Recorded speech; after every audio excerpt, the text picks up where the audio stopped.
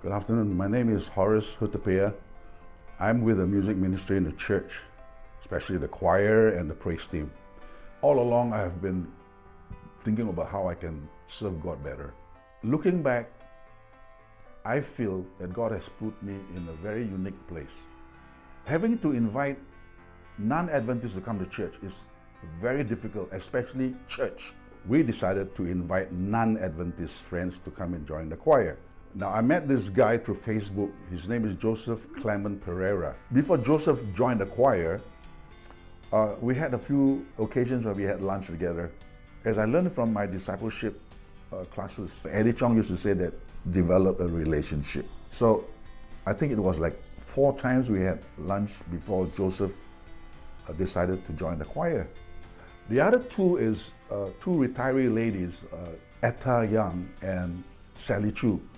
Now, Etta, I knew her in the 70s.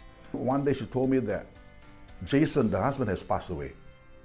It was quite traumatic for her. I told her about our choir, and she says, I would love to sing in the choir. So I kept in touch with her until 2 years later she joined the choir, and she brought a friend along called Sally Chu. Now, come to the praise team on the second stage of the COVID. When Jurong Church was airing on Facebook, I sent it to certain friends of mine so that they can view it and be enlightened to the church and the worship that we have. Now, I knew Patrick also 3 years ago, Patrick Tang, who is a musician, and he saw our Sabbath worship. He texted me the following week. He said, Horace, can I team up with you in worship? I play the bass. I haven't really met him then. So I said, okay, why not? Thank God, I'm on schedule the following week. Another guy who saw our praise worship team texted me and he said, I would love to join your team.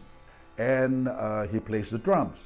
March 26th, when he came with another musician called Sammy Ng. Sammy Ng plays the guitar. Altogether, 3 non-Adventists are coming in right now.